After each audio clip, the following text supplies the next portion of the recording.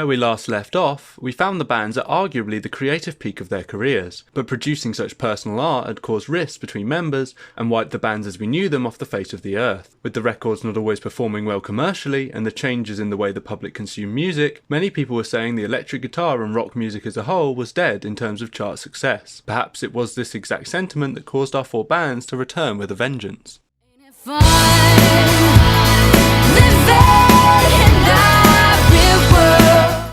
With the most pride and passion we could ever possibly express, we would like to announce that this album will be self-titled, said Hayley Williams about the band's first record since the departure of Josh and Zach Farrow. Josh had been the primary songwriter on all Paramore's previous albums, and while of course the remaining members were intimidated by the prospect of having to do everything themselves, they were determined to rise to the challenge and finally realise some ideas they'd been sitting on for a while. They also wanted to make a record that was, well, fun. After having to deal with teenage arguments and spats their entire career as a band thus far, Hayley, Jeremy and Taylor finally felt it was time to grow up and expand their horizons. And it paid off. The self-titled record was the first Paramore album to have multiple double platinum singles, was met with critical acclaim, and proved without a shadow of a doubt that the band could carry on as a three-piece. So let's take a look at what they had to offer. Straight out of the gate, Fast in My Car is a super catchy burst of pop energy, like the songs they had experimented with on the Singles Club EP, but much more interesting in its pacing, instrumentation and lyrical content. Always open and autobiographical, Hayley talks about how the band have been through a lot, but they're back now and raring to go. Hayley's voice is more melodic and fun than it's ever been, trading epic punk wailing for a decisive, defiant echoing that really sells great lines like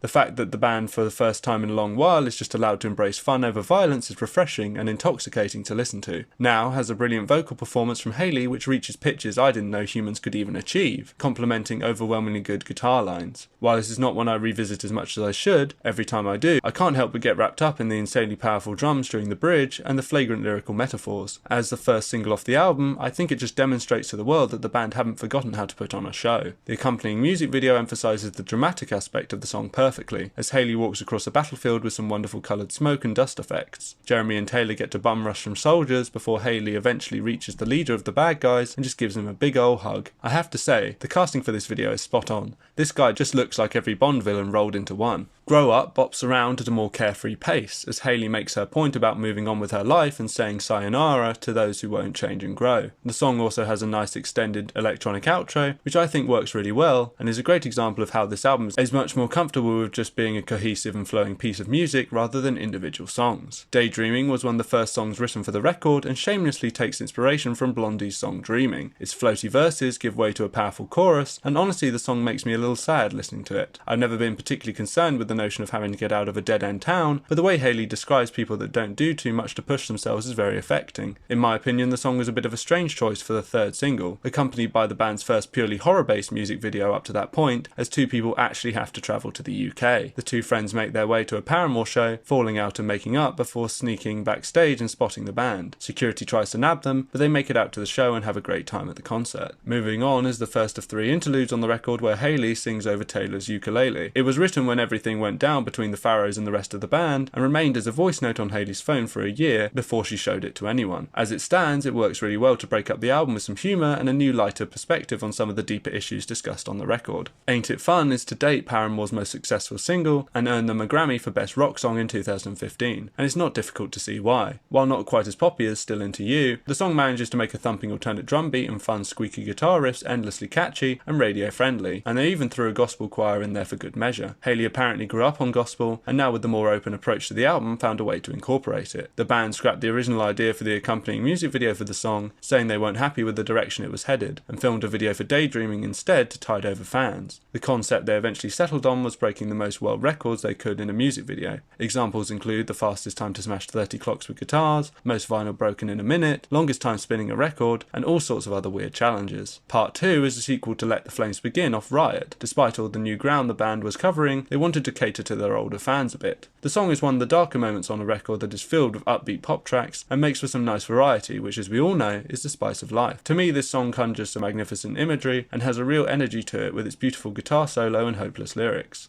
Last Hope builds and builds, starting as an absolute tearjerker and reaching an epic crescendo. The song discusses the spark of life that has always kept the band and its members going, and bar perhaps All I Wanted is one of the best examples of what Hayley's voice can do when really set loose. According to all known laws of aviation, Still Into You shouldn't work. It should come off as a completely radio-friendly sellout track, and yet it is so much fun that I challenge anyone that says they can't get down with how great it is. But the band themselves even had reservations about it, questioning whether they'd be able to perform something like this before deciding if they love what they were writing, then who cares. The song used to be about Hayley's ex-husband, but unlike a certain other song, Hayley has apparently been able to recontextualise it as about her love for the band, which is good, as I'd hate for them to have to retire it for any reason. The video is equally fun and probably my favourite of the era, as the band ride around on bikes, dance with sparklers and ride in a boat through a balloon sea. Also, I love those weird paint legging things that Hayley has. I gotta get me some of those. Ankle Biters has some unique instrumentation in its use of chimes and xylophones, and much like Grow Up, questions people who can't just get it together and think for themselves for once. The song is short and sweet, and while not released as a single, got a little strange animated music video with a charming schoolbook scroll style to it. Holiday is another interlude about being a grown-up with responsibilities and leaving old drama behind. Unlike Moving On, which predates the album's writing sessions, this and I'm Not Angry Anymore were written when the band weren't feeling inspired, as they were just trying to emulate what Paramore had done in the past with energetic heavy guitars and big choruses, and the band just wanted to clear their heads with something fun. Proof was another one of the first songs that was written for the album when they were intending to just write a bunch of upbeat love songs. In the grand tradition of Green Day's Basket Case before it, the gender change in the chorus in a small way was something for the band's LGBT fans to latch onto, as well as challenging how strength is assigned to men traditionally, despite there being a lot of strength and femininity. Hate to See Your Heart Break is probably my favourite slower song the band has ever produced, as it talks about Hayley feeling powerless to help her bandmate Taylor, who was going through some emotional low points during the album's creation.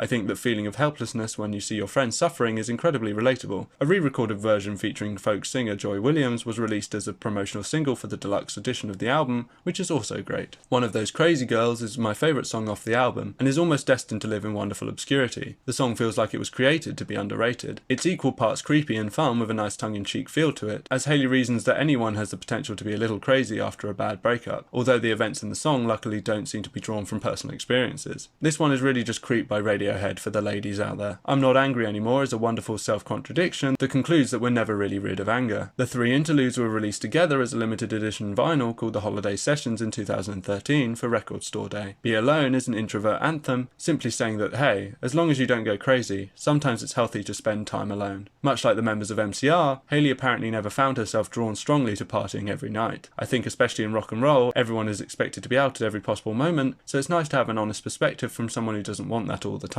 Future was a song for the longest time that I just didn't get, but having listened through the whole album again and reaching this final 7-minute experience, I just let myself get lost in it and it finally made sense. For the first 3 minutes, the song has a wonderful section from Hayley where she tells the listener that things will get better, that we will all get what we want, eventually. After that, it gives way to what amounts to an extended jam session between Jeremy and Taylor. It has that perfect headphones in the dark, eyes closed, the universe is spinning out of control feel, and is a beautiful final stretch into infinity from such an ambitious record. The album also has a couple of B-sides in the deluxe edition, including Escape Route and the standout Native Tongue, which I can see why it didn't make the album, but is still worth a listen. To promote the record, the band announced their first Parahoy cruise, where they, along with a literal boatload of fans, would sail from Miami to the Bahamas while doing multiple shows, and interacting with everyone on board in some capacity. They also embarked on the Momentor with Fall Out Boy in 2014. The band had become more popular than ever, and they owed it all to sticking together and powering through to reinvent themselves.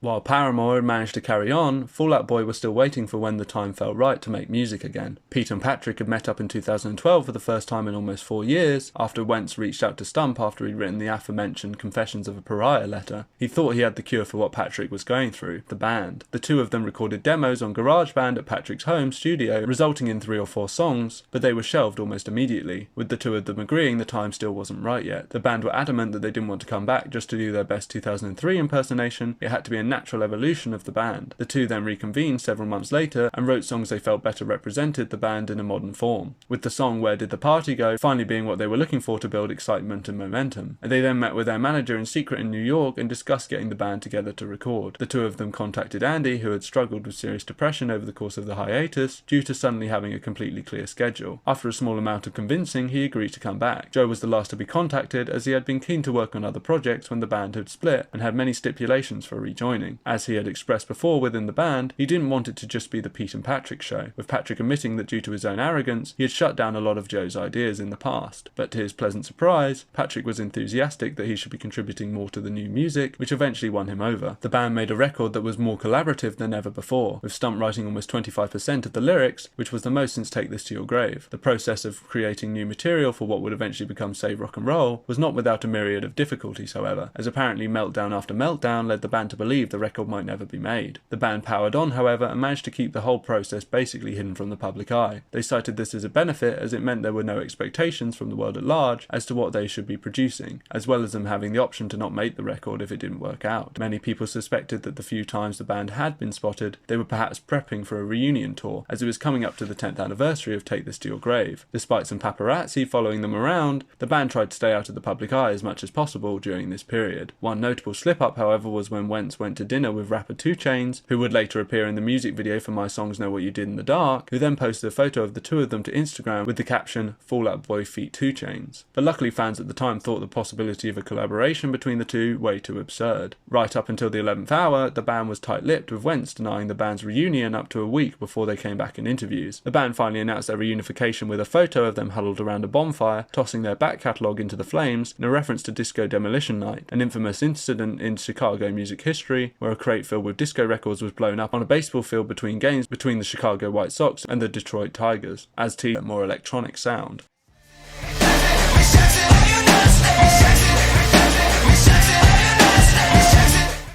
Panic at the Disco, still consisting at this point of Brendan Urie, Spencer Smith and Alan Weeks, had grown up significantly from when they entered the business as teenagers, barely out of high school. Brendan especially found himself having a new perspective on Vegas where he grew up, no longer resenting the fact that he couldn't do what everyone else could there at 17, because, well, he could. Going to clubs would shape the future of Panic's music forever, moving away from their theatricality to party anthems while still keeping the ideas of seedy relationships and wild love infused with a healthy dose of glitz and glamour. However, in order to move forward in this bold new direction, the band needed to be 100% in or out, and Spencer's addiction to alcohol and prescription pills, which had become particularly bad during the Vices and Virtues era, was affecting his ability to be part of the band. He was frequently missing practices and shows, and while he did manage to stay sober for 9 months, the promotional tour for the album ended up being too much for him, and he decided he had to go home and get clean. Although he still had the help of his band, and especially Dallin, Brendan was basically flying solo from here on out. I personally see him becoming the frontman as pretty natural, and not a hostile takeover. He was glad to be able to finally say that he had the talent, and he was going to show it off. This Is Gospel captures the helplessness and anger Brendan felt towards his oldest friend, Spencer, and his addiction. It was in his eyes a way of trying to get him to get help, and Spencer was receptive to the song when Brendan showed it to him. Fittingly with its title, the song has some wonderful choir-like singing from Urie on the chorus, and is one of his first forays in music that really reflects his identity, not just what he thinks the band should sound like. As the second single, it was relatively popular, and has a great accompanying music video where Brendan tries continuously to escape from those that are trying to help him, but is always roped back in. The video is shot and directed superbly, and again moves away from the more bombastic costume-focused videos of the past. In the end, Brendan escapes and finds himself walking into a white light, to be continued. Miss Jackson was the first single off the album,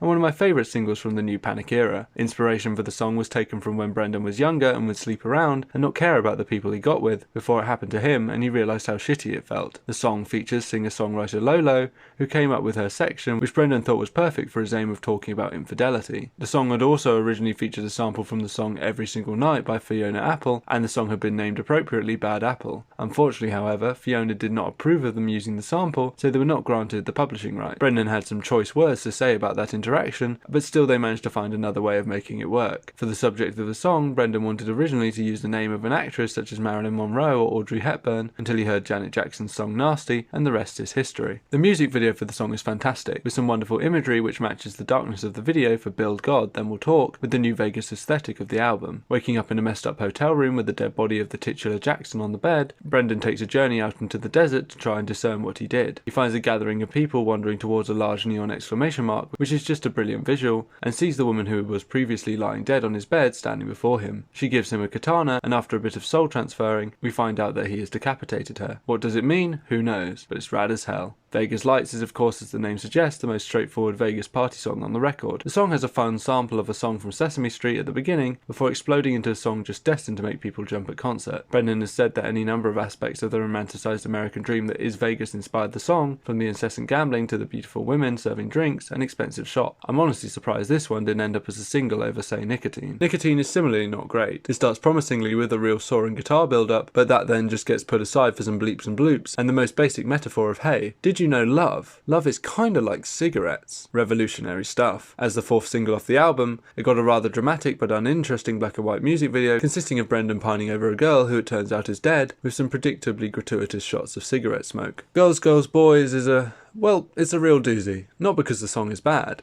I think it's actually really good, but because of the context around it. The third single off the album, Brendan has stated that the song is about his first threesome at 16 with 2 women. So cool, I guess. Guy sings about how many women he sleeps with, pretty par for the course. The song can, however, be interpreted as talking about bisexuality, and the importance of being honest about one's sexual identity. Furthermore, within the band's fandom, which many of the members have used as a safe space to talk about and express their gender identity and sexuality, the song has resonated deeply. A fan-led project was created where volunteers would distribute paper hearts at audience members to shine a flashlight through when the song was played live. Brendan stated that he thinks it's cool that the song has become bigger than him and means a lot to people. However, there is definitely a disconnect between Brendan the man and his intentions for the song and how the fans have taken the song that hasn't quite been resolved and has led to some issues and backlash. Especially as previously mentioned with the allegations Brendan Urie has had brought against him, recently many people have been digging through to find more dirt on him. It is true that Brendan has said some transphobic comments in the past, although he has since apologised for them, but I think the real thing people are missing is that they shouldn't have built him up to be this big LGBT icon in music, when in reality he is just a horny dude. But that's not to say Brendan has not brought a lot of this upon himself. Brendan came out as pansexual in 2018, although in 2013 when the song came out, he identified himself as straight. Now I am not the sexuality police, and everyone's experience is different, but the way he talks about his attraction to men is, if nothing else, not the kind of watertight language you'd want from someone who uses his LGBT rep to wear a pride flag on stage, among other marketing things. For instance, returning to the Girls, Girls, Boys music video, while the one they went with officially only has Brendan singing naked from the waist up in an effective performance, the director's cut, which is also on YouTube officially from the band, is much the same, apart from a quite fetishistic lesbian kiss that occurs towards the end of the video. Whatever the case, I think on both sides Brendan should not be held up or hold himself up as an LGBT icon more than is supportive and necessary, unless he wants to truly commit to talking about LGBT issues in his songs and work. Casual Affair is another song about infidelity, but this time in terms of the fantasy of being with someone when you're married. Brendan has stated that although he is happily married, he and his wife are open about celebrity crushes and the idea of living out a fantasy in one's mind without going through with it. The song itself is one of the better electronic synthy based songs on the record and has some great moments like the powerful chorus and fun whispering echoed post-chorus. Far Too Young to Die was conceived by Dallin during the writing process, and along with Colorful almost seems like it would fit better during the Vices and Virtues era. That's not to say it's not good, however. It's fantastic and has some brilliant lyrics and instrumentation. Colorful is mine and many others' favourite off the record and continues the story told in Far Too Young to Die of this romantic tango with the girl he wants to be the death of him. The chorus is a lot of fun and really catchy, and I think it just shows Brendan doesn't need a lot of fancy tricks and samples to still be able to just write a good song. Between Vices and Virtues and Too Weird to Live, Brendan debuted a couple songs live that didn't make it onto either record, called Stuck in the Middle and Back Around, which had a mix of the production of Too Weird but the poppier upbeat tone of a song like Ready to Go off of Vices. The band also released the Nicotine EP, which contained 2 more B-sides, which much like the B-sides to Vices, most definitely should have made it onto the album. Can't Fight Against the Youth is a great anthemic song, and All the Boys is a phenomenally good track in the same vein as Miss Jackson. While I think there are some duds on this record, it's definitely as a whole far more its own interesting statement than the attempted throwback that lived in the shadow of its own band that was Vices. Brendan also started to get his foot in the door with more projects as people were beginning to take notice of him as a songwriter and vocalist as he learned how to unlock his incredible vocal potential. He did a song called Just a Simple Sponge for the SpongeBob musical, which would foreshadow his later Broadway debut, as well as becoming a social media star in his own right through Vine.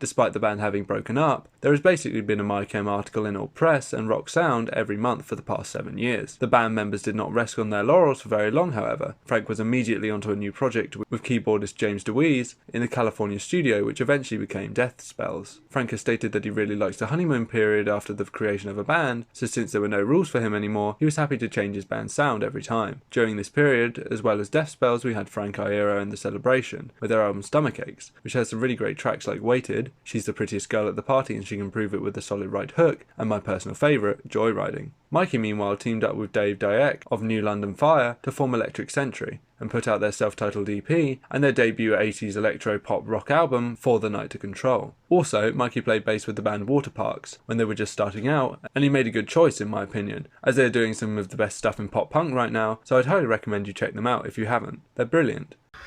Mom, Dad, this is Shrek.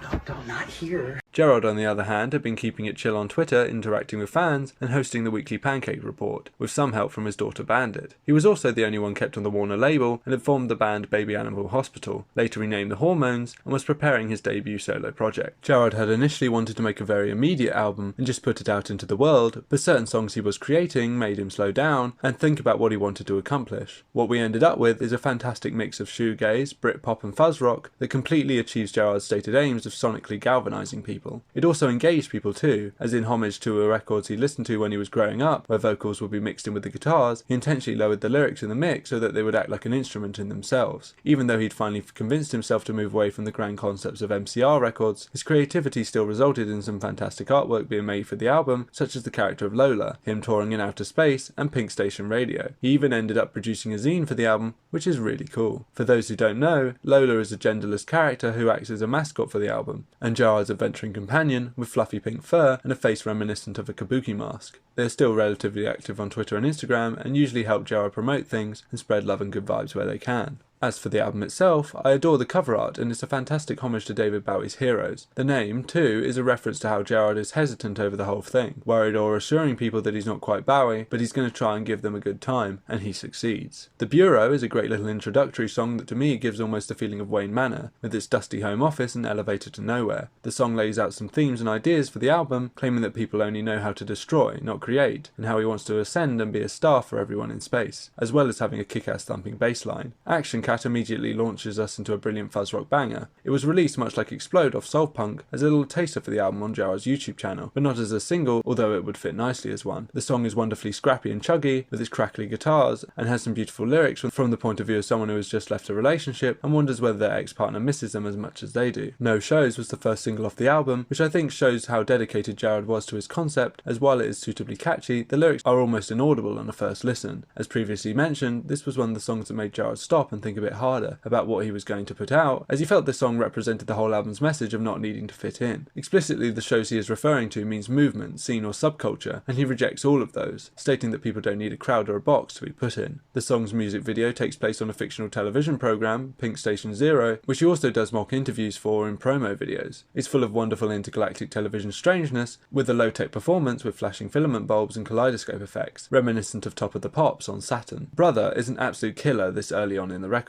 I'm just vibing along to Action Cat and No Shows, and then a minute later I'm in absolute tears. The song is bookended by static and a faint conversation between Gerard and an unknown operator about his brother Mikey. It's difficult to make out, but Gerard can be heard saying, "What's wrong with Mikey?" with the operator replying, "It's okay, honey." This is likely a reference to the addiction problems Mikey was suffering with during this time, resulting in him overdosing in 2014, which nearly killed him, with Gerard saying that he wrote the song at Mikey's hospital bed while waiting for him to wake up. Millions is one of my favourite songs off the record, and the second and final single released for the album. The song is apparently about the dissolution of Mike M, framed as a group of jewel thieves where everything goes horribly wrong. He feels like his arm was being twisted to stay together, and that they'll either handle the breakup well or shatter into a million pieces. The song is perhaps the most dancey any of the band members have been since Party Poison, but more plain disco than Death Before Disco. The music video reflects this perfectly with its bizarre abstract mime dancing and lo-fi production quality, which leaves in the wonderful rough artifact. It's a bit Rocky Horror, a bit Bowie, and even a bit Doctor Who, with Gerard's suit, which is one of the many great outfits he wore during this era. 00 is a nice echoing rocky tune, with the title and chorus acts as a codename for Gerard, James Bond 007 style. Along with Juarez, the pair act as some of the songs that go hardest on the record with some great lyrics, especially Juarez's subtle reference to the opening of I'm Not Okay video with I Can't Swim, Don't Rub It In. Drugstore Perfume is a slower and more whimsical song, with the title being from Gerard's wife Lindsay, when they were discussing what it was like to grow up and have no hope of getting out of the suffocating areas they lived in. I think it maybe overstays its welcome just a bit, so I don't return to it too often, but it's still a really charming and interesting track. Get the Gang Together is a great upbeat track that I'd never really looked into the meaning of beyond getting a bunch of friends together and going out on the town before now. However, its deeper meaning is quite interesting, as Jared talks about things he's heard his old friends have done, but his recollection of the exact details is hazy. He's trying to collect together all the scattered threads of past friendships, such as an old acquaintance who has since come out as transgender. There was a little confusion as to why Michelle, the character in the song, was misgendered, but Jared explained that there are different perspectives sung in the song, one of which was someone ignorant of her correct pronouns, which is quite evident if you look at the way the lyrics are phrased. However, he was glad to be challenged on his choice of representation and credited fans on the internet for helping him to learn how to properly talk about transgender people, which is really sweet. How It's Going to Be is a song I have a personal connection to from just listening to it with my friends, but I think it's also one of the strongest off the album, as it talks about a similar sentiment to what all the band's lead singers have discussed at some point, which is growing older, especially going past your mid-20s. It talks about old friends, missed opportunities, and the differing relationship that Jared has to his work than that of his fans, with a wonderfully triumphant ending section and some nice softer vocals at points. Maya the Psychic is a phenomenal song and a great closer for the album. The title is a reference to the Japanese manga, Mai, the Psychic Girl, and uses the idea of a psychic hearing voices as a parallel for struggles with mental illness, which Jared was wrestled with since he was very young. What I love about this song is that it frames their neurodivergency as not only a strength but almost a superpower, with the line, "Weapons of clairvoyance,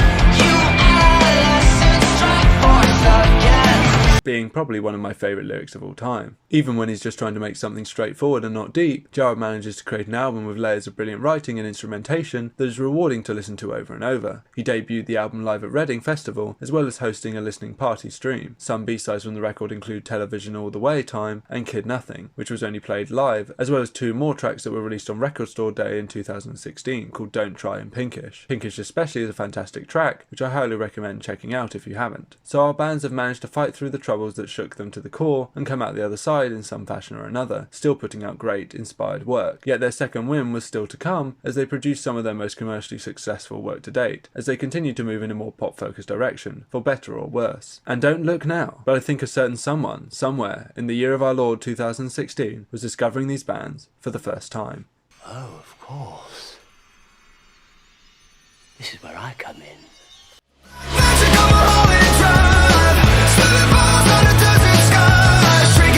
Yes, it was 2016 when my 13-year-old self first discovered these bands, and you know how you're supposed to grow out of your emo phase? Well, I guess you could say it hasn't happened yet. The first song I remember hearing from any of these bands was Teenagers, which my friend played while we were waiting to head off to someone's birthday party. They also played House of Memories at the bus park, and before that all I'd been listening to was Ed Sheeran and Minecraft parodies, so of course I immediately threw myself into listening to all the emo music I could find. The funny thing is that at the time my friend was really pissed off that I'd stolen all their music, but then after a while they were completely over it, before of course we all bonded over MCR again once they got back together. My other friend gave me a bunch of Fall Out Boy CDs to download onto my crappy little phone before I bought my own copies. The first albums I ever bought myself were Danger Days and The Black Parade, and before long I also got Paramore's self-titled album and Death of a Bachelor. Cocaine, gasoline, and most things in between. Around the city.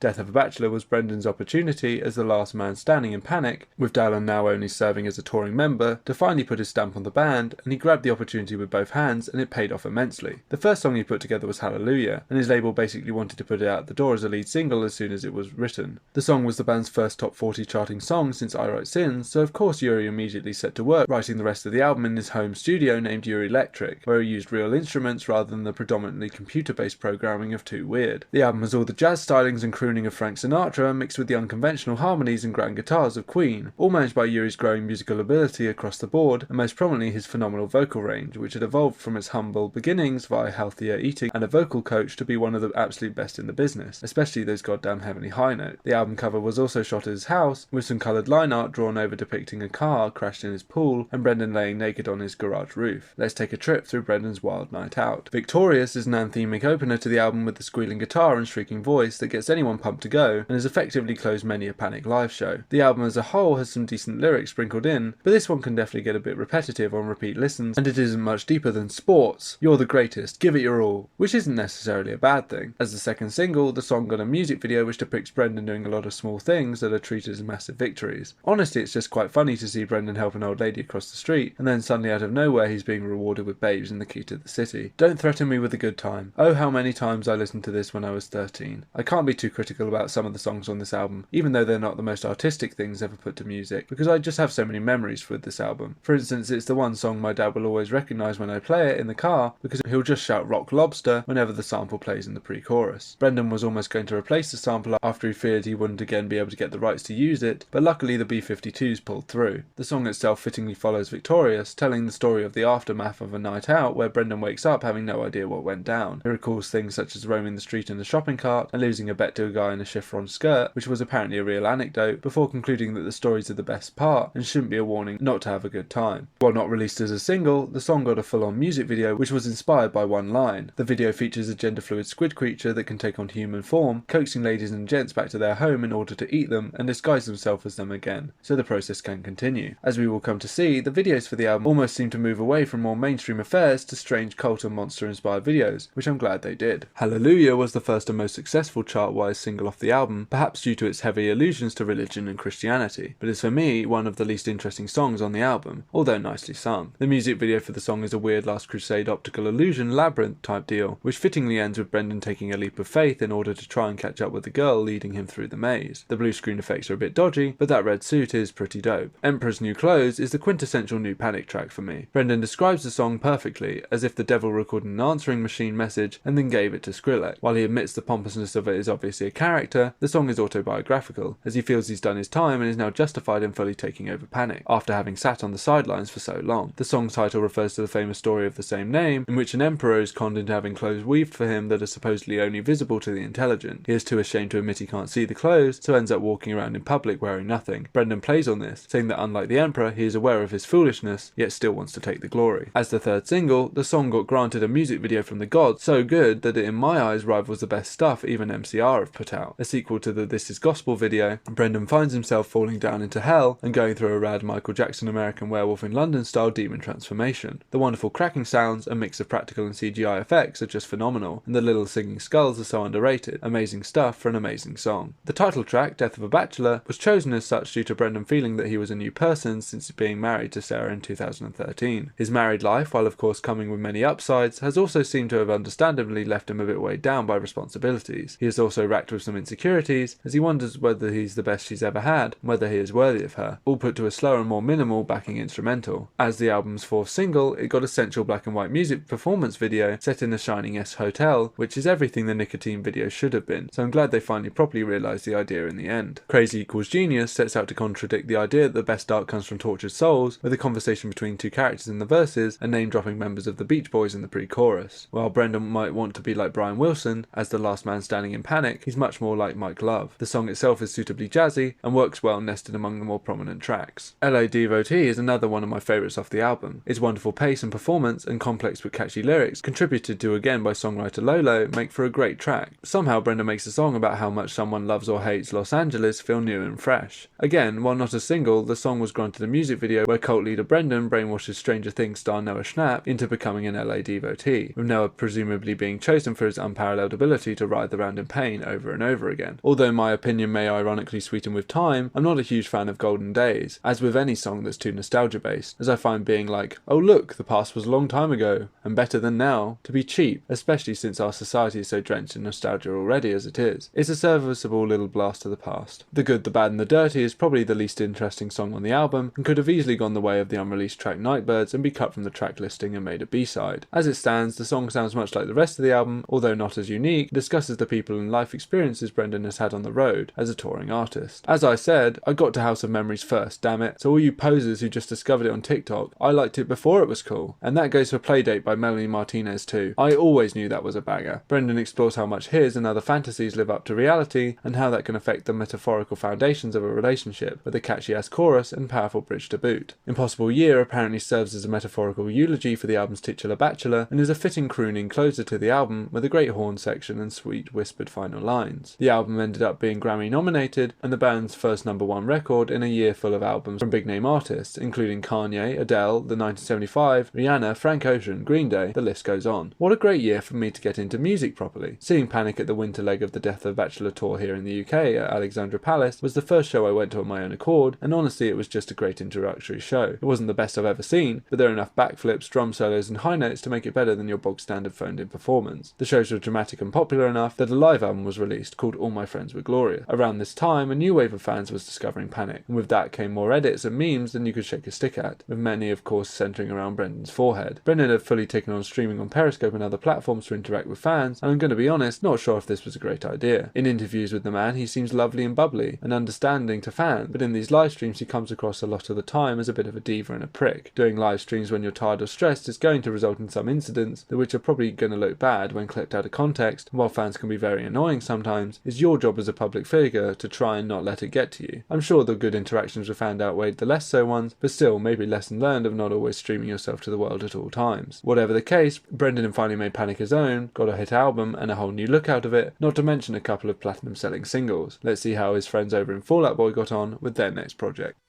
Mountains, I can work a miracle, work a miracle. I'll keep you. The band began writing music for their next album while still on tour with Save Rock and Roll on the Monument tour with Paramore. They then continued to write whenever they could all together, which was a bit more difficult than in the old days with all their kids and proper grown-up responsibilities. The songs were going to go back to addressing modern love, what was going on in Pete Wentz' life like they had in the past, although also bringing in political elements, with the album's artwork featuring a teenage boy with black stars and stripes painted over half his face, standing in front of the White House. Instead of features from artists, the samples were going to be their features, with tracks like Uma Thurman, Centuries and 4th of July, all having samples from other songs incorporated. What resulted was a bombastic follow-up to the 2013 album, titled American Beauty, American Psycho, a joint reference to the two films of the same name. The album was a natural follow-up to their previous record, classified by many as moving into the realms of gym anthems and jock rock, although Pete would later admit he didn't think they evolved their sound enough between the two projects. Let's see how the album fares. Irresistible opens the album with a bang, talking about deadly love, inspired by Sid and Nancy of the Sex Pistols, with some kick-ass horns to boot. While at the times a bit over the top, the song matches the power of the Phoenix as an opening statement and was destined to be played in big arenas. Despite only being the album's fourth single, the song somehow ended up in 3 separate music videos. The first depicts the band sucking at a game of basketball, but similarly to Panic's Victorious, being praised by the onlookers anyway as the more entertaining underdogs. While some of the little jokes in the video, such as a reference to Patrick's severed hand, are funny, most of the effects put on, while meant to be representative of its 80s VHS style, can become rather grating. This portrays a bigger problem during this era where the band seemed to be interested in being down and hip with the kids.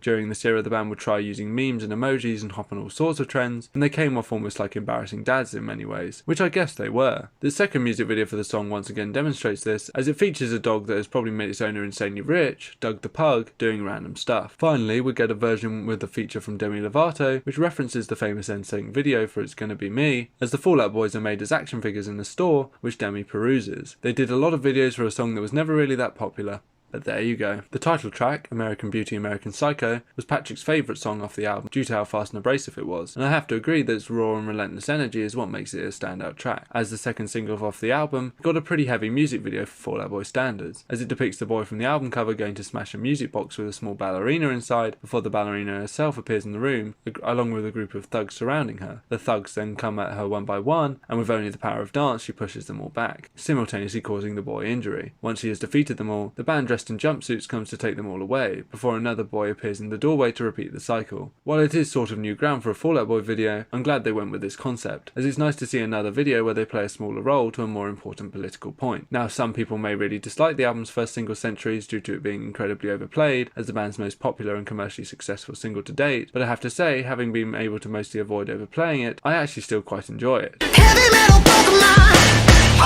Now that's a line. The song is so epic in its sound and so general in its lyrics that it's been played at every sporting event, presidential inauguration, TV morning show and bar mitzvah you could think of, and my only hope is that the band still enjoy playing it. The music video is just as over top and dramatic as the song itself, with a lot of Christian imagery as an angel trying to earn its wings helps our 4 Fall Out Boys with a gladiator match against a large thug, David and Goliath style. I can enjoy it on some level, like I think Patrick's performance is quite cute and fun, but the rest of it is just far too American and sanctimonious for my taste. The kids aren't alright, strikes the right balance of nostalgia and the past is sad for me, but it's on thin ice. The haunting whistle motif and Patrick's soaring vocals make it a really enjoyable track, and I think it deserves more attention. Uma Thurman is another Fall Out Boy song written about a lovable, quirky woman in pop culture, and does just as much of a service of capturing the Tarantino Kill Bill vibes of Thurman, with that Monsters theme song sample in the pre-chorus, as She's My Winona does for Ryder. Due to her name being dropped in the song, the band made sure to check with the actress to make sure she was comfortable with it, and she graciously gave her blessing. As the third single, it was quite quite successful, although of course eclipsed by centuries. The video is one of the more fun clips they had done in a while, with the character named Sarah having won a fictional contest to be the assistant to the band for 24 hours. The band were portrayed as weird divas, with Sarah having to walk Joe's zebra, play paintball with Pete and Brendan Urie, and relax Patrick with his biggest fans. Adorable bunnies and chicks. Jetpack Blues is another great song in the vein of The Kids Aren't Alright, with a great title, which deals with the post-separation sadness the narrator feels towards their significant other, with a corker of a chorus. Tucked away in the middle of this album, Novocaine comes out of nowhere to be one of my favourite Fall Out Boy songs of all time. Passed over during the Save Rock and Roll sessions, it was retooled and added to this album, and thank God it was. The song is equal part revolution, equal parts numbing the pain, and why is it that Fall Out Boy can do na na na so well? And that chorus is perfect. I never thought the band would play the song live, but they have on a few occasions, and it's just great. Cast your mind back, if you will, all the way to the first part of this video series, and you may remember we discussed how 4th of July may in fact relate to Pete's summer of like and possible relationship with Mikey. The song may also refer, however, to Pete's ex-wife, Ashley Simpson, whom he would often celebrate Independence Day with, or all of the above. Whatever the case, the song is a great track about a love that's bubbling under, fit to burst. Favourite record is known to fans that have been there right from the start, and maybe it's the fact that I wasn't born when Fall Out Boy started, but you know what? You can keep it, thanks. The lyrics are basic and repetitive, the music is much the same, and the whole thing is supposed to be heartfelt, but isn't even in the same ballpark as some of the band's previous slower odes. Immortals was included on the album at the band's request, despite originally being created and released to accompany the Disney film Big Hero 6. The song went through many iterations up until it was released, with Patrick originally intending it to be very Japanese sounding due to the film being set in the fictional city of San Francisco. As a result, Patrick often accidentally sings demo lyrics to the song live. I personally think the song is okay, but I hardly ever come back to it as it's kind of repetitive. The song has two videos, one of which is footage from the film Big Hero 6, and the other which sees the band playing the song on a record jukebox. Twin Skeletons, Hotel in New York City, is another song that seems to just be destined to be underrated, hidden away at the end of the album. The song title references imagery the band have used before, The Lovers of Valdero, on their Greatest Hits album, and is a love song about feeling like the world makes sense lying next to someone. The album was a big success critically and commercially, but starts to lose steam towards its latter half. Also, it's at this point that one really starts to realise just how much they've deviated from the band's roots, and for myself, no matter how much the band says they've got to keep moving on and be different, unless they start really putting effort into their lyricism and stop focusing on making their music really grandiose, it's never going to be quite as effective as what made them popular. I'm sure they'll have learned that lesson on their next record. The band also released a remix album named Make America Psycho Again, with a different rapper on each song, as well as embarking on the Boys of Summer tour with Wiz Khalifa. Also, possibly because of the relationship they built up with Disney doing Immortals, the band were invited to contribute a cover of I Wanna Be Like You from the Jungle Book to the We Love Disney album of covers, and it is so much better than it has any right to be. So although they were succeeding in the pop arena and gaining some new fans, like Panic, they kind of left some of their deeper sentiments behind in exchange for a more surface level and impersonal assessment of the world's issues and feelings through their songs. The songs themselves too had become increasingly more focused on being loud and anthemic rather than having a real variety or some softer moments, but more on that later. Let's see what tumbleweeds are rolling around in Camp MCR. Dude who's been doing this for 32 years, full-time professional, rated by One Family Magazine #1 clown 9 straight years. The Living with Ghosts MCRX promo campaign may go down as one of the greatest cock teasers in music history. The ecstatic highs and crushing lows of having this beautiful spark of hope, quashed by the announcement that this mysterious reveal was in fact just a crummy old re-release of The Black Parade, was unparalleled. The way the album reissue was announced was out of the hands of the band, who criticised how it was done and did not do interviews or promo for it, and Frank gave a quick statement thanking the fans for their response, but that they had no plans to get together at the time. The double album came with an 11-song disc that contained rough mixes and live demos of album songs and B-sides. The first and possibly most notable demo released was The Five of Us Are Dying, which is an incredibly early version of what would later become Welcome to the Black Parade. The song is very different in subject matter, but still has some of the same instrumentation, and is clearly from the rise and fall of My Chemical Romance era of writing. The album also contains demos for songs such as Mama, House of Wolves and Disenchanted, as well as for the B-sides Kill All Your Friends and My Way Home Is Through You. While I can see why it was cut, My Way Home is still a really great track, with a great fast-paced bridge, and Kill All Your Friends I could definitely see working well opening the album. We also get some previously unreleased tracks such as Party of the End of the World, Not That Kind of Girl, Emily, and All the Angels. Emily being a real standout to me due to the darkness of its subject matter, but all of them are an interesting look into the album's process. Just as an additional note for us over here on Turf Island, British music publication Rock Sound also released a cover album to celebrate the album's 10th anniversary. Packaged with the magazine, which which notably featured a cover of Cancer by 21 Pilots, just on the cusp of them becoming ultra mega superstars with Blurryface, so a nice snapshot in time there. While they were not involved with the 10th anniversary shenanigans, the band were busy with other projects. Gerard was continuing his work with comic book writing, which had started all the way back in 1996 when he was 16, with his first published series called On Raven's Wings, where he was credited as Gary Way. It only ran for 2 issues, but now copies of the comics can run up to £350. After finding success with the band, he'd easily get his Umbrella Academy series published by Dark Horse in 2007, with the first volume being called Apocalypse Suite. By the time of its second volume, Dallas's release in 2009, there was already talks of making the series into a movie, but it languished in development hell until a series was commissioned in 2015 by Netflix. Personally, I really love the comics, and while it has some great actors like Elliot Page and Robert Sheehan, I think the series is really bad and it just drags it out a tiny comic into almost 10 hours of television, and as a result the pacing is like pulling teeth. And also all of Gerard's creativity just gets sucked out of it and replaced by a blander and safer alternative. But this isn't a television review video, so we'll just note that he released another great third volume in 2018 called Hotel Oblivion, and is currently working on the fourth volume, Sparrow Academy. He was also working during this period with DC Comics in order to launch their Young Animal imprint and reintroduce old characters such as Doom Patrol, which is also a really well written comic. In addition, Frank had formed another band called The Patients and put out the album Parachutes, and Ray had put out his first solo album, Remember the Laughter, where he even dabbled in singing lead, which was nice to hear from him. Apart from Frank doing some promotion for his new band, however, these were definitely the wilderness years for MCR content, with the band members happily working on their own projects in relative obscurity. Meanwhile, however, Paramore were looking like they too might be heading the same way. Gonna make you wonder why you even try.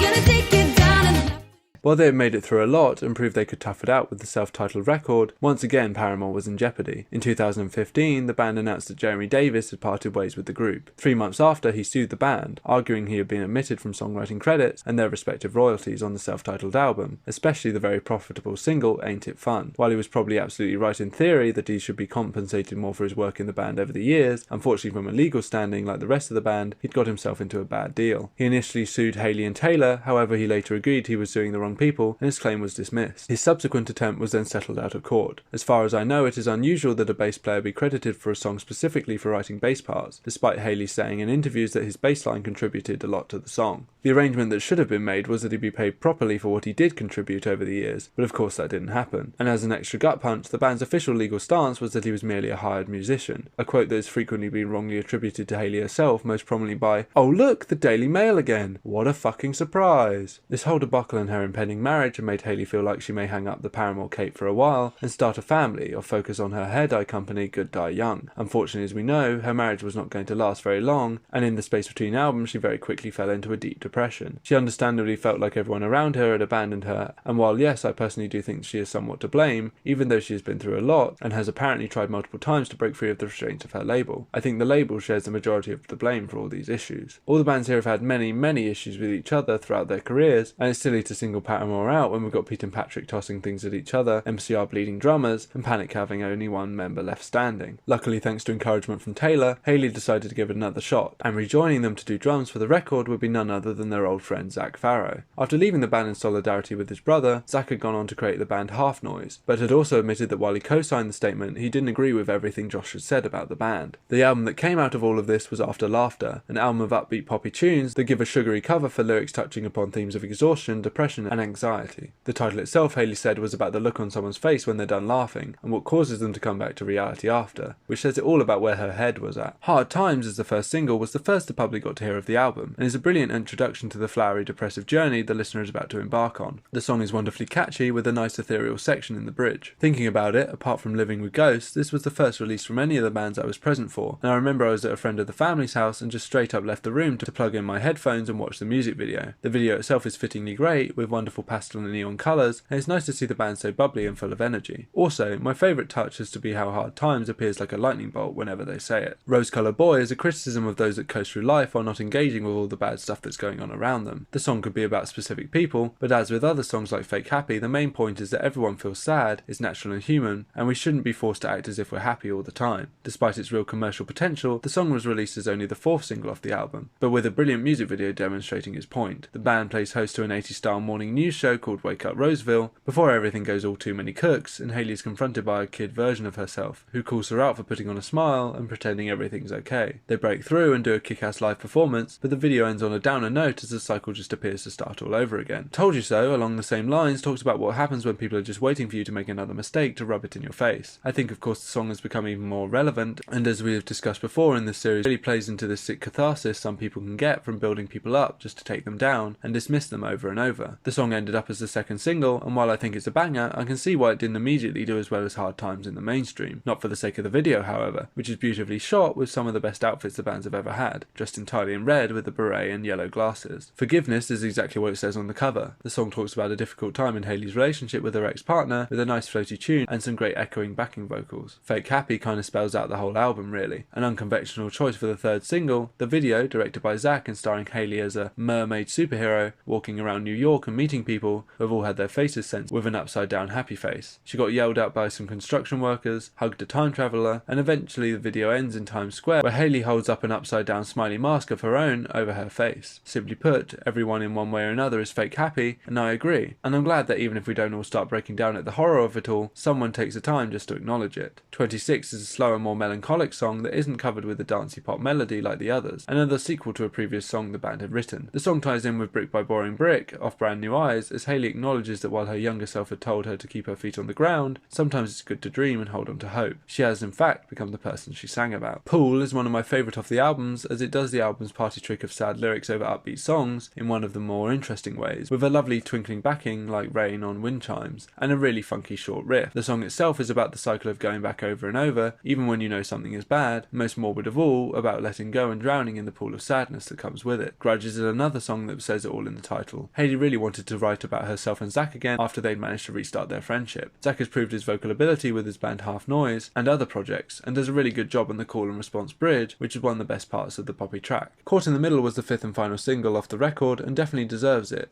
as a real gem hidden away towards the end of the album. The song's video shows the band just really having fun in a bizarre blue screen giant fruit based video, but also space. It's weird, it's fun, the song's all about not knowing where you're going in life, and honestly, if it's towards giant fruit, you're probably going in the right direction. Idol Worship talks explicitly about Hayley's role as a public figure, and how while she is seen as a hero and role model to many, she doesn't feel she deserves the position as much as anyone does. While one might think this mostly stems from her time in the Riot era, she actually cites her time with Self-Titled, and the intermediary downtime of 3 years between albums as the most difficult. After wearing latex and portraying herself as a superhuman for 2 years promoting that album, and the band's constant need to be portrayed as having come out stronger after difficulties, she felt like she had to set herself up for failure once again. The lyrics are particularly biting to fans' ears in some cases, which Hayley admits may be difficult to hear. Specifically the line, I never said I'd save you, honey, and I don't want your money. If I was you, I'd run from me. hits really hard, but is also incredibly open and honest. No Friend flows seamlessly from the conclusion of Idol Worship, and features almost inaudible poetic verses from Aaron Weiss of Me Without You, about the band's turbulent history. I'd recommend just looking up the lyrics and reading the poem for yourself. Once again, it mainly talks of the disconnect between how the band is perceived and how they feel about themselves. Aaron wasn't sure he'd be able to do the song justice, but ended up doing a great job, and the song is so far the only Paramore song not to feature Hayley as the main vocalist. Tell Me How is the final track on After Laughter, and another one of my favourites just for how perfectly it captures Hayley's feelings of exhaustion around all the new beginnings the band has had, with her finally just asking for someone to just tell her what to do. A sentiment that I really relate to is one that Hayley has discussed in an interview about the song, which is that while she knows that people don't keep the same friends throughout their entire life, she always thought she would. It makes me really sad to hear people like Spencer in Panic say that he thought the band would last forever, as it just shows how life can get in the way of these things. As we've discussed, there are many points where Hayley thought the band was over, and without Taylor it may have well been, but the final line, I Can Still Believe, shows promise for the future. I saw the band for the first time on the After Laughter tour at the Royal Albert Hall here in the UK, and it was a really wonderful performance. Perhaps it's down to the fact that you can't really lug a large television screen into a historic building, but the band had quite a nice low-key setup, and even from high up in the gods they gave a really wonderful performance. Well, we're nearly at the end of our long journey. We have reached the final phase, the present day. I am more than happy to, and I will, you can't stop me, do an update video in the future, but as of now, these are the most recently debuted projects from the bands. Let's take a look.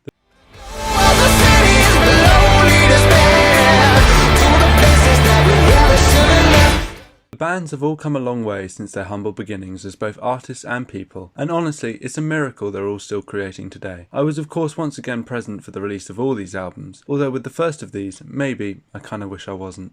The roof flies off and you get blown out into space. I always make such expensive.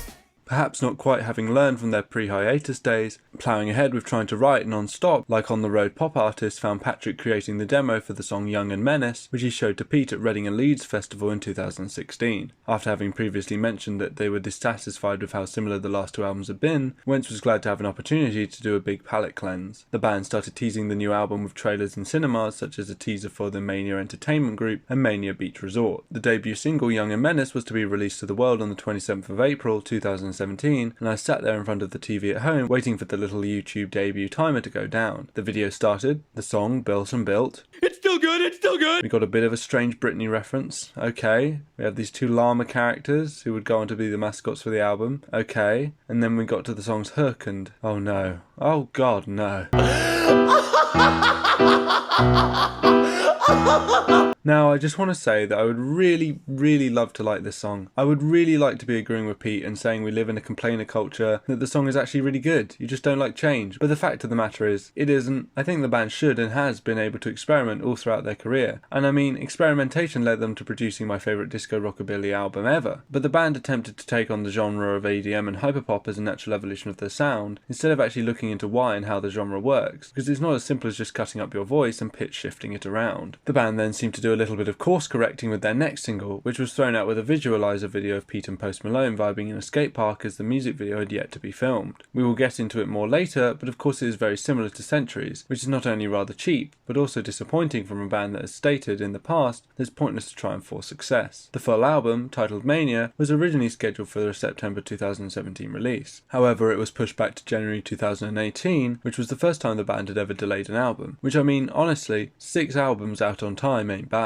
The band confirmed the delay was due to the fact that the album felt rushed, most of the songs would be scrapped, despite it only being a few weeks away from being mastered. The band would later give out an EP to fans and share it on the internet called La Mania by the fictional group Frosty and the Nightmare Making Machine. The EP had 3 unfinished demos that were supposed to give a little taste of what the album had originally sounded like. The EP itself has the 2 llama mascots, Frosty and Royal T, sitting in a pose reminiscent of the Take This to Your Grave album cover. The demo titled Past Life is a bit darker and somber, with a great pre-chorus, while Footprints in the Snow has some nice lyrics. Wrong Side of Paradise closes the short EP with a neat chorus, funky beat, and some jangly guitars. The album that we did get dons a purple cover with a wave inside a frame that breaks the trend of previous albums having alternated red and blue to show both a marriage of the two, but also a breaking from the past. In the lead up to the album's release, it became evident that several streaming platforms had published the tracks out of order. However, how this managed to occur leads one to wonder how late in development the songs were shuffled around. Now honestly, I have to say that the supposed wrong order actually makes a lot more sense, so at risk of ticking some people off, we're going to go with that order.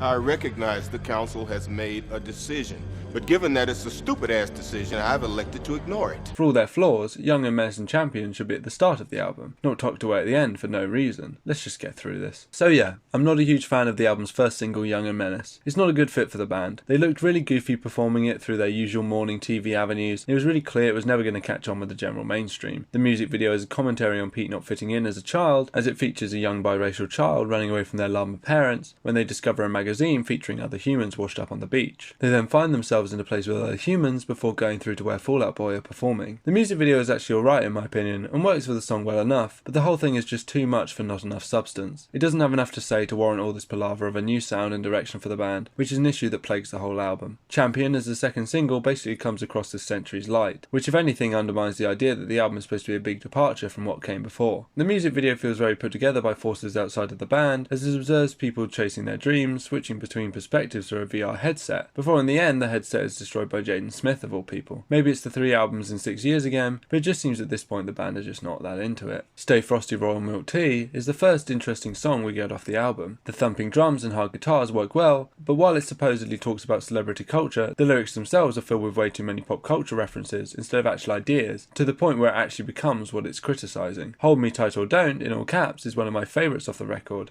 as musically it is really good and unique, but, and again I'm sounding like a broken record, the lyrics are god awful. The verse that has bugged me since the first time I heard the album is the second one off this song, because I've never known a verse to be able to say so much nothing as on here, where it literally just seems to rearrange the words in a different order. Confidence, but never friends. Were we ever friends? dance. A far cry from when the band agonised over every word they put out. As the fourth single off the album, it had a really nice video set on Dia dos Muertos, the Day of the Dead, with the band performing in the festival. The video also has a romantic subplot between a woman dressed in traditional Day of the Dead costume and a man wearing a skull mask portraying lovers separated by death. Last of the Real Ones was the most popular song off the album with fans, but for me I can never get past the fact it sounds like a song from the video game Plants vs Zombies with that backing piano tune. It was the first song the band wrote after scrapping the initial album and inspired them to put together the rest of the record. The lyrics are fine and fitting of its spacey feel, and the chorus is admittedly very catchy. As the third single, the song represented the first bit of hope that the album might at least turn out listenable, and while I'm sure the video was intended as a homage, the fact that they just did Kanye's Flashing Lights video with llamas just to me betrays the fact that the band really didn't have a lot of new ideas in them during this era. Wilson, Expensive Mistakes, is one of the only songs in the album I think that's all round lyrically and musically good. As the fifth single off the album, it had a video that parodied infomercials, and it is only slightly less insufferable than the Irresistible video, with its annoying gags and sometimes genuinely sweet references to FOB history. Church is completely carried by Patrick's vocal performance and was a joy to hear debuted live when I went to see the band. The rest of the song has some nice organ playing, church choir and cathedral bells, as well as little touches like how a voice calls out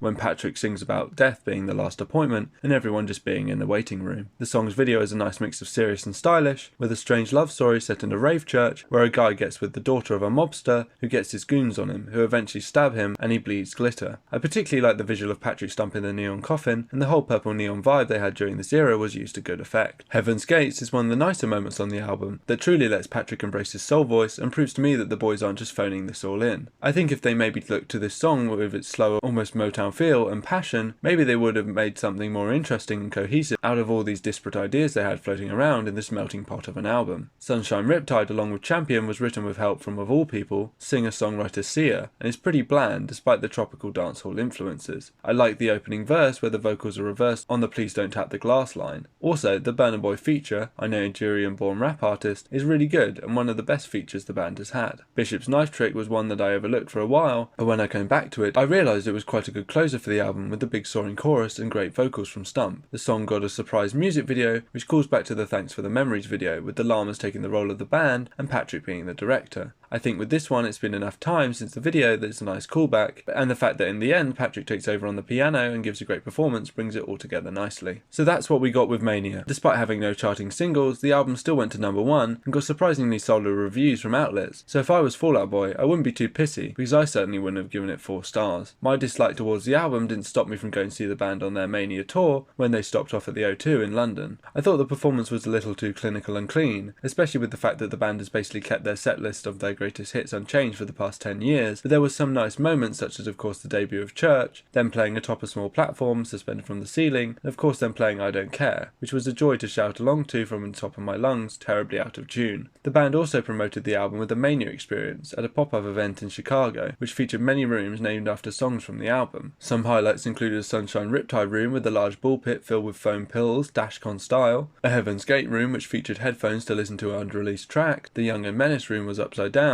while the Church theme room had a coffin with mirrors in it that made it have the effect of looking endless. Finally, there was also a room where Pete and Andy could be seen in a box writing with headphones on with a sign that read Please Don't Tap the Glass. Unfortunately, due to the amount the band had used the llama puppets Frosty and Royal T in promoting the album and its tour and videos and merch and everywhere, they were sued by the company that produced them for compensation, as they had apparently only been signed off for the use in the Young and Menace video. The case was either quickly settled or dismissed, as the band didn't want to have to end up getting rid of all their merch and promotional material should they have been found to be infringing copyright. The band also released a digital-only EP soon after the album, called the Lake Effect Kid EP. The EP features 3 songs representing the past, present and future of Fall Out Boy, and I have to say I do feel like an old bastard when literally the title track that's just a remake of the song they did in 2008 is my favourite song they've put out in years. City in a Garden is pretty solid too, with a nice sweet pro-chorus, but the chorus itself doesn't quite work for me. It also got its own music video made up of nostalgic footage of the band in their home city. Now you may expect me to really dislike Superfade, but no, quite the opposite. Superfade is everything Young and Menace should have been. The song doesn't try and chop up Patrick's vocals too much, instead letting him build up to the drop, and has much more impactful and passionate lyrics. Soon after the band had finished the Mania tour, in 2019 the band announced they would be part of the Hella Mega Tour in the summer of 2020, with two other big-name pop-punk artists, Green Day and Weezer. While the other bands announced new albums at the same time as the promotion, Fall Out Boy put out the single Dear Future Self, featuring Wyclef Jean, and their second greatest hits collection, Believers Never Die, Volume 2. I think Dear Future Self is fine and quite catchy, but the rest of the greatest hits collection ended up being a bit disappointing. The bonus tracks were lackluster, with the alright song I've Been Waiting that the band had featured on for Little Peep posthumously, and the throwaway Mania B-side Bob Dylan, which I think I've listened to about twice. The tour was postponed due to the 2020 COVID pandemic, but it would eventually go ahead in the summer of 2021.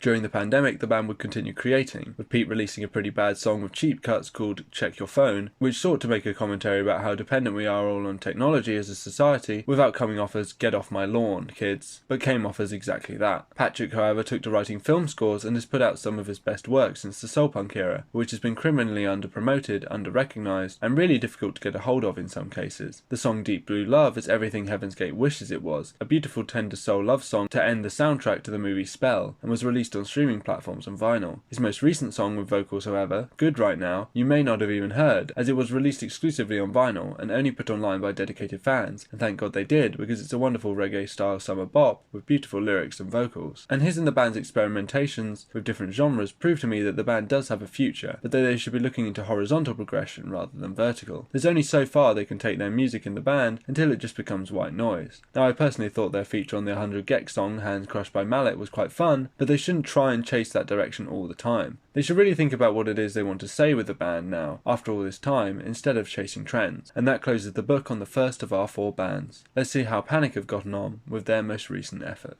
Hey, look, Ma, I made it.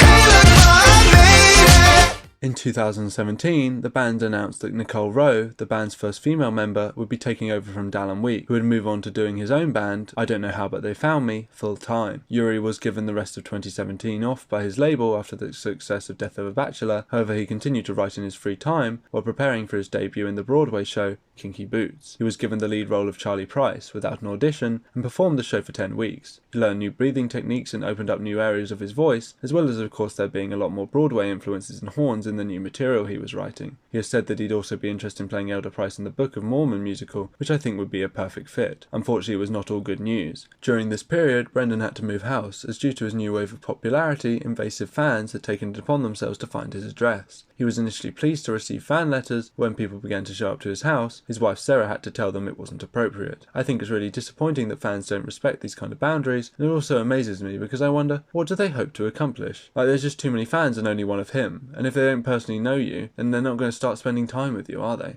As with Hallelujah, Fueled by Rum was quick to jump on Brendan's new material and put it out. Just ahead of the lead single debut, fans received packages from Yuri's P.O. box, containing everything from so-called unholy water to potatoes in reference to the album's title and first music video respectively. The album, called Pray for the Wicked, was announced at the same time as the drop of the lead single, Say Amen, Saturday Night, and the song Fucker Silver Lining, a practice that other Fueled by Rum and artists like 21 Pilots would also do at the time, when they debuted their album Trench with 2 songs. Brendan had also considered a Lord Byron quote for the original name of the album, Fame is the Thirst of Youth, but went with the name due to it referencing the fan base, his religious upbringing, and his hopes for people to enjoy the record. Fuck a Silver Lining was released alongside Say Amen to give a taster of the rest of the album, beyond the first single, and while a bit abrasive on initial listens due to the mixing of the programmed horns, I think it's quite a fun time, and gets out before it can become dull or repetitive. The message, as with a lot of the rest of the album, is pretty simple. Keep reaching, keep pushing to be and do better. Say Amen, Saturday Night sounds like it could have easily come off Death of a Bachelor. As the lead single, it was quite a safe bet that it would find some success, but isn't really particularly unique. As Yuri is no longer religious, he decides to live every night like it's Saturday night, with little regards for his morals. The video for the song is a prequel to This Is Gospel, and finally wraps up and explains the story of the trilogy. It's actually a really entertaining video, as Brendan violently fights off a bunch of black ski mask wearing ninjas who break into his house to try and take back the devil's key he has stolen. A highlight for me is when he uses a giant wall lamp to blow out a group of them, and of course then skewers one with a knife that's gone through a potato. photo. Then his date arrives, but it turns out she is in on it too, and beats him up until he falls unconscious, and we hear the beginning of the heartbeat from This Is Gospel. I actually really enjoy the pulsing sound and horns of the album's third single, Hey Look Ma, I Made It, although the lyrics would leave a lot to be desired. The music video, however, sees Brendan join the list of artists who think having a puppet version of themselves is anything but insufferably annoying. It's bad when Ed Sheeran does it, and it's bad when he does it. Little Brendan, or Bebo, or whatever the little oik is called, takes us through a parody of Brendan's rise to fame, complete with a cameo from the Pretty Odd mic stand, and featuring more puppet BDSM than was expected or needed. To me, I'm not a huge fan of these kind of videos unless they are really creative, like the This Ain't a Scene video, or have something to say, because otherwise to me it just comes across as wanting to have your cake and eat it too. Many an admittedly funny joke has been made about the inescapable popularity of the second single, High Hopes, and rightly so.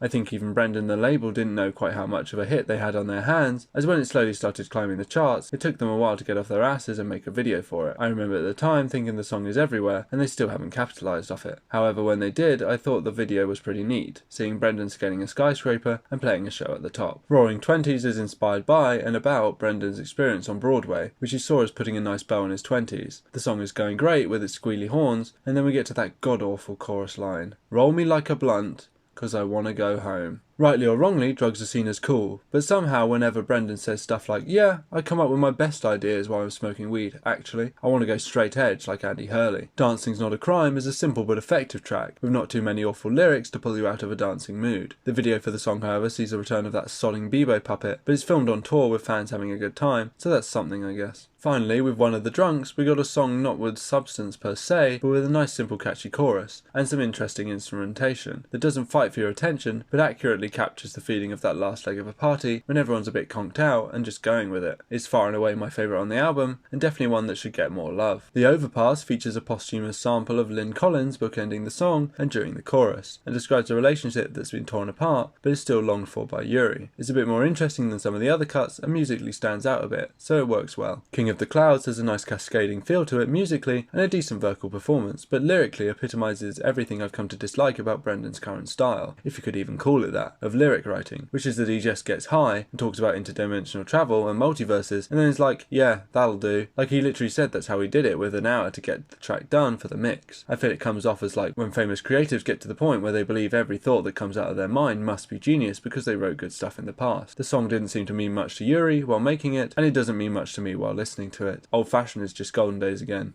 Slightly worse. Dying in LA is Impossible Year again, but with a unique vocal performance that doesn't completely pay off. The song paints a surface level but darker picture of LA than on previous tracks like LA Devotee, and closes off the album suitably. Wow, we got kind of mean there for a bit. I'm sorry. It's just that for the most part, in my opinion, even with all the horns on Broadway, Pray for the Wicked is just Death of a Bachelor again. Kind of phoned in with a couple of standout moments. And that kind of goes against the idea that Brendan says he's grown or progressed as a person or artist in recent years, because all that really seems to amount to is, oh no, I still party and get drunk and smoke weed and just kind of piss about being famous and doing what I want, but now I'm also married and I think really hard about it, which is great, I imagine, if you're Brendan Urie. It's just not something I'm particularly interested in hearing about. I'd rather the artists I listen to get to say something a bit more interesting with their music than what their last Friday night was like. Whatever the case, the album still went to number 1 with High Hopes selling a bajillion singles. Brendan was finally seen by the mainstream as a bankable star. He did a version of the song The Greatest Show for the Greatest Showman cover album, sung Into the Unknown for the Frozen 2 soundtrack, and most interestingly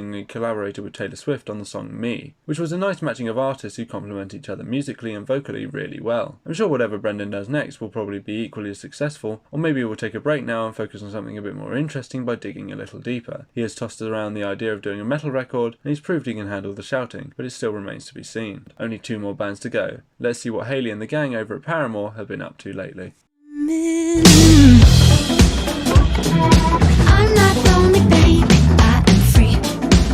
Soon after After Laughter was released, Hayley finalised her divorce with her longtime partner, Chad Gilbert. I have saved talking about their relationship explicitly to this section, possibly hypocritically because I've discussed other artists' personal lives in other sections, because this is where Hayley began to really start talking about her feelings towards the relationship as a whole and why it had to end. The discussion of her life after marriage and her womanhood make up most of what would become her first solo record, Petals For Armor. Hayley married Chad in 2016, but they had been together since 2007, when Hayley was 18, although there are some, as far as I'm aware, unconfirmed rumours that they were together before then. Chad cheated on his previous wife with Hayley, and the 8-year age gap between them has led to no shortage of raised eyebrows, but things seemed well enough until 2017, when their relationship came apart, and Hayley quite literally changed her tune from the hopeful and happy the only exception, and Still Into You, to the darker and more brooding opening songs of her solo record. But although it was solo in name, Hayley wanted to continue working with her family of collaborators, and Paramore bandmate Taylor York produced the album as a result. The album's core idea is that Hayley feels the best way to protect herself is to be vulnerable. She says that she was able to explore unique sounds on this album due to her naivete with some elements of the writing process that allowed for more experimentation. I feel it pays off magnificently, with the album definitely having Hayley's own stamp on it and a different feeling from any previous Paramore record. Crucially, it shows a different side to Hayley that was unknown to fans, and even to Hayley until recently, and was only hinted at in some parts of After Laughter. The album art features Hayley with her hand up to her face, prominently showing her black square tattoos on her fingers. I didn't realise this until researching, but the black squares are actually a cover-up of a previous set of tattoos of Chad's initials, so it sends a clear message. The album had a long promotional campaign as its songs were released in 3 parts, with the first 2 segments being released as 2 EPs before the album debuted as 3 parts together. The songs also either have music videos or lyric videos that give insight or play a part of a wider narrative, so let's see what Hayley has to say. Simmer is immediately more dark and more brutally honest than perhaps anything Hayley had a hand in before, which is saying a lot. The first single, first track and first impression of her new direction, both lyrically and musically, it is wonderfully innovative. Hayley doesn't try to go even poppier than Paramore or delve into heavier guitars. She looks at what kind of music can get across how she feels and settles on experimental art and synth pop, along with using arguably her greatest asset, her voice, as a key instrument. New aspects of Hayley's voice we've never been privy to before populate the whole album. The video for the song starts off with a 3-part story, with Hayley running through the woods being chased by something. She reaches her house and covers herself in a clay-like substance, before the creature that's been following her gets in. She bashes it over the noggin, only for it to be revealed to be her all along. Dun dun dun! In the Simmer interlude, she drags her body away and forms a large cocoon to hibernate in, as one does. The song Leave It Alone is once again painfully personal, as Hayley talks about her struggles with mental health and losing people such as her grandmother, who she talked about in interviews having recently suffered from memory issues due to head trauma. She has also said she fears losing others much more than dying herself. The song has some really great violins, and the video picks up after the interlude with Hayley emerging from a cocoon as a beautiful butterfly lady with petal scales. I have a feeling there's some kind of metaphor going on here. Cinnamon is my favourite song off the album and one of my favourite songs of 2020. The song has a wonderful rhythm to it, and Hayley's echoing voice really gives it a satisfyingly full sound. It's catchy and fun, and after the second chorus just goes into this incredibly dancey bouncy breakdown, and it's just a brilliant time. The music video too is fantastic. Hayley emerges from her cocoon and explores her house, which begins to come to life as more figures. Luckily, Hayley can defeat them with the power of epic dance choreography, and believe me, it is epic. The dance sequence was so popular that Hayley put a tutorial up for it on her YouTube channel. Creepin' is a wonderful, strangely paced tune about how Hayley deals with people who suck the joy out of life. She describes how it starts innocently and progresses to the point that you no longer know how to escape the situation. Dead Horse is the second single off the album, and another one of my favourites. The song, like many on After Laughter, talks about cycles of exhaustion, shame and guilt, and explicitly about issues in her marriage. She stated that it was an opportunity for people to get to know her better and decide whether they like her or not. The music video for the song, while separate from the initial batch, is brilliant with a focus on visuals rather than the narrative to make its point. Some standout moments include Hayley in different coloured wigs representing her past selves, and her pouring dark sludge over heavy boots, which she unconventionally wore on her wedding day under her bridal dress. My Friend is a nice track where Hayley talks about her close friend Brian O'Connor, which I can appreciate even if it's a bit slow and floaty for my liking. Over Yet, on the other hand, is all Get Up and Go,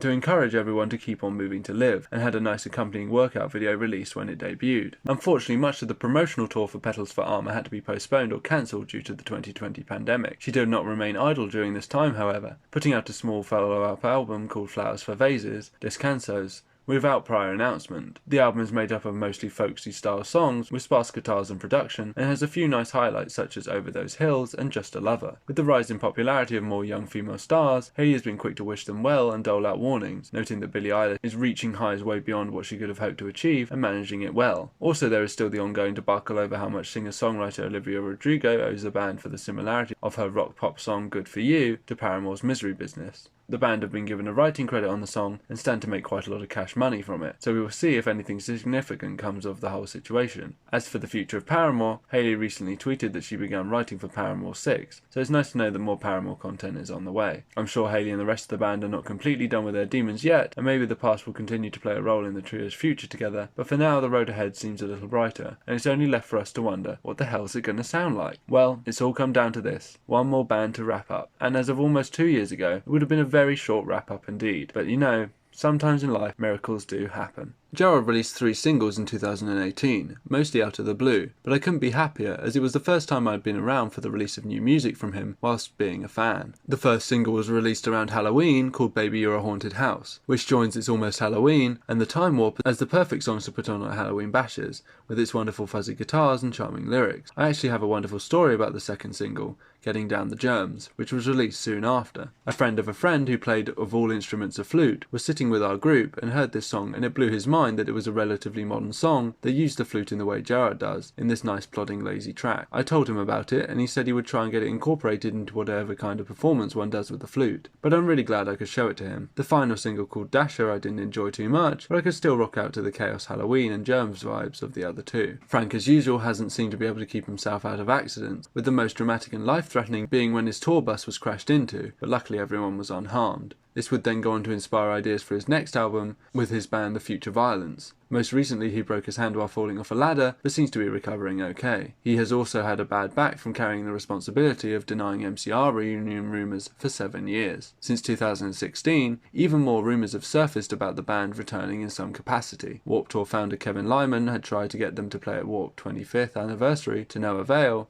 and then the rumour that ended up getting dangerously close to the truth was that the Jonas Brothers had claimed they were apparently practising next to My Chemical Romance in New York in an interview. Frank was quick to make fun of the group on social media, and when asked about it in an interview, said the now infamous line, the whole situation was really like a broken clock. That's right, not record, clock, because as he would later put it, a broken clock is right twice a day. It's Halloween 2019, and I was just home alone, not doing very much. I was mindlessly checking my phone for whatever reason, and through various channels on Instagram started to see people talking about some weird new MCR thing. And after having been burnt before by MCRX, of course my immediate thought was that it was a hoax. But then there were all these symbols and official outlets were reporting on it. And I was like, okay, this is a bit more legit. What's going on here? I followed the new MCR account that had seemingly been set up, and on their story slowly appearing was 4 symbols. A candle denoting clarity, a droplet denoting courage, a hand sacrifice, and sun devotion. Then of course Amazon leaked that there was apparently going to be an MCR comeback, and I lost my shit. The My Chemical Romance hashtag was going so wild on Twitter that they created an emoji for it, and it's hard to believe it was an hour before we got our next piece of solid information. Next came the confirmation, a picture posted on their Instagram of the Angel of the Water statue with the word return and the date of their comeback performance, December 20th at the Shrine Auditorium in California.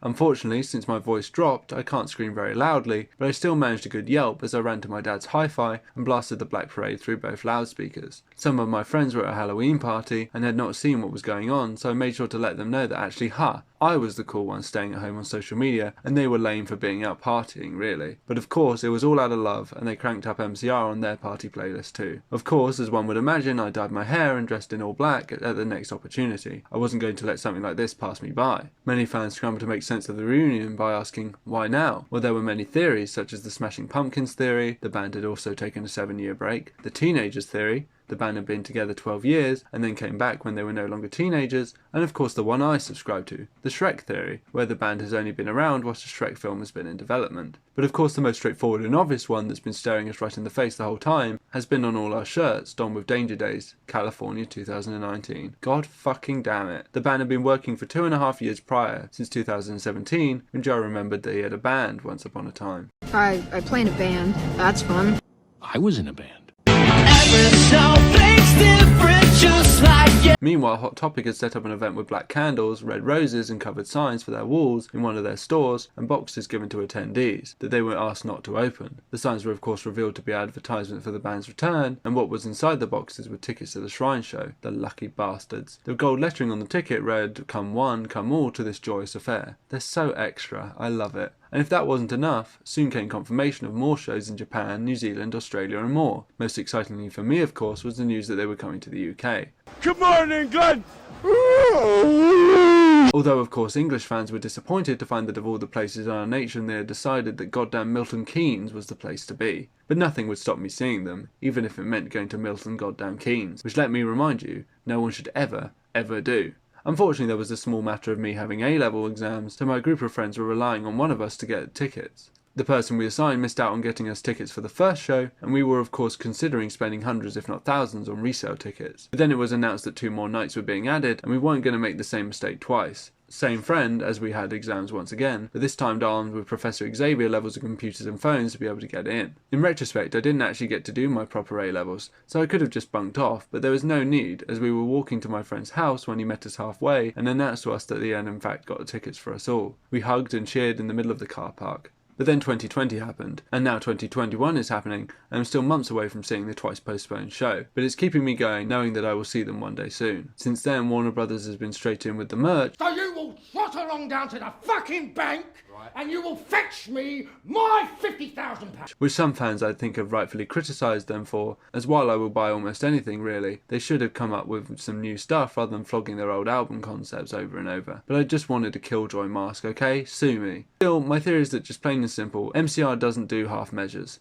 So why would they put out music in a pandemic when they can't promote it and do videos and stuff for it? But please, I just want something new so bad. But they did get to play the Shrine show before everything went tits up. Unfortunately, although my dad had offered offhandedly to take me to LA to see them, I was not going to the extremely exclusive show. I followed it closely on social media, however, as the band handed out MCR branded blankets to those fans who camped outside the venue for days, and then when it finally began, I managed to watch the whole thing streamed live on Instagram by this wonderful cosplayer named Diet Shampoo, who became a minor celebrity in the fandom as a result. The reason I had to do this is that the band hadn't anticipated how popular their return will be, and didn't think to livestream or record the show, which I think was a bit short-sighted of them. But luckily this is in 2016. We have smartphones now, motherfucker, so we can see all that shit. Notably, more symbols were identified on the band's bus and Jared's jacket during the show, leading to possible more information about what the band may have planned in the future. But currently, we have no idea what that is. We in the MC Army are waiting with bated breath for one of the band members to blink and tell us something. Anything. But that's part of the fun of being an MCR fan.